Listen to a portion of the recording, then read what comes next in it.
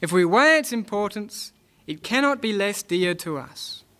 If we consult the declaration of those rights which pertain to the good people of Virginia as the basis and foundation of government, it is enumerated with equal solemnity, or rather with studied emphasis.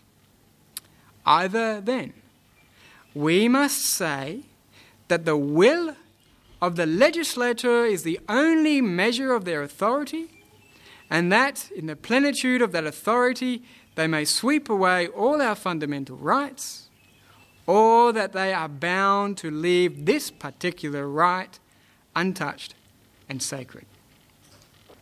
Either we must say that they may control the freedom of the press, may abolish the trial by jury, may swallow up the executive and judiciary powers of the state, nay, that they may despoil us of our very rights of suffrage and erect themselves into an independent and hereditary assembly, or we must say that they have no authority to enact into our law the bill under consideration.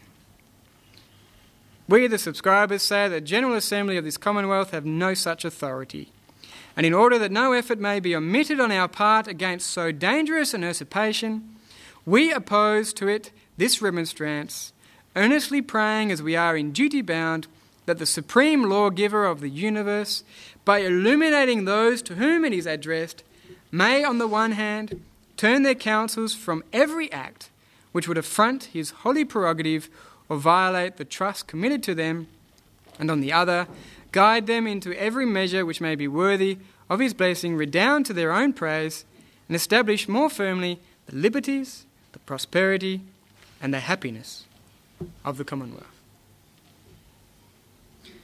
This text may sound lengthy and boring, but it's not. This remonstrance at that time was so thoroughly discussed and so well understood by the people of Virginia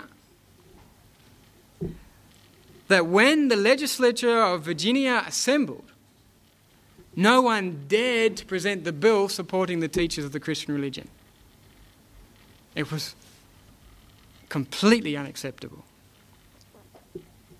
Out of 117 articles of the revised code, which were then reported, Madison selected for immediate action the one which related to religious freedom. In December 1785, it passed the House by a vote of nearly 4-1.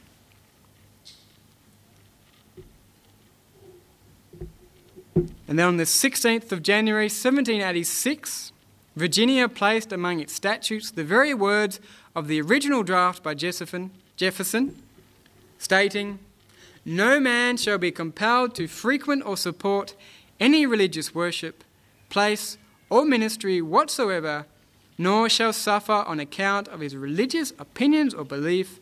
Opinion in matters of religion shall in no wise diminish, enlarge, or affect civil capacities. The rights hereby asserted are of the natural rights of mankind." They hoped that as Virginia took part of this blessing, that it would extend to all mankind. And so agitated was the subject in America that in every other American state, oppressive statutes concerning religion fell into disuse and were eventually repealed. Many of the states took Virginia as its model, and the very words of their constitution they took as part of their own.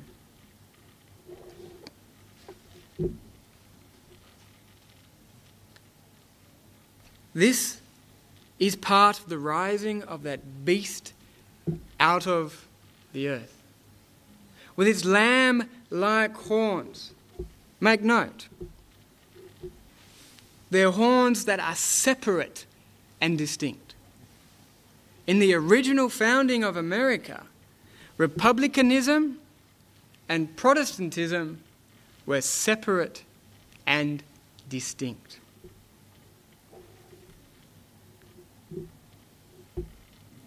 One month before this bill was taken into Virginia, there was an opportunity for Madison to push one of his other great desires, and that was to unite all the states under a constitution.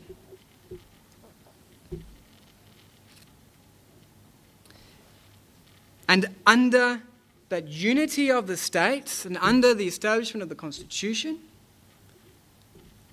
the hope was that the same religious right would be granted to all citizens of America.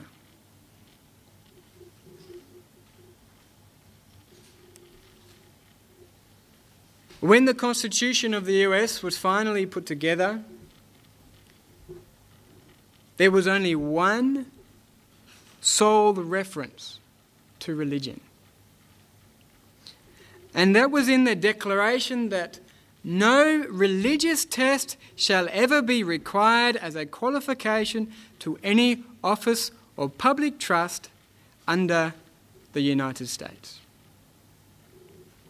The only reference to religion in the American Constitution is that no test on religion will be required for any position in the government.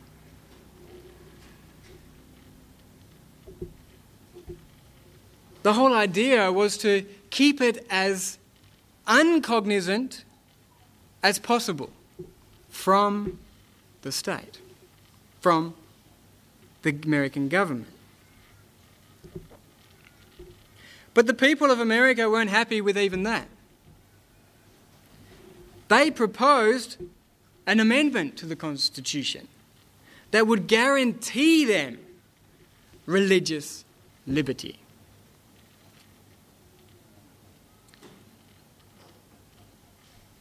And hence, in the first Congress under the Constitution,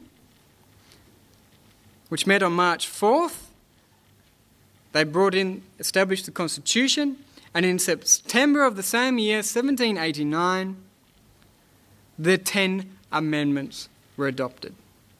And the very first amendment of the American Constitution states, "Congress shall make no law respecting an establishment of religion or prohibiting the free exercise thereof."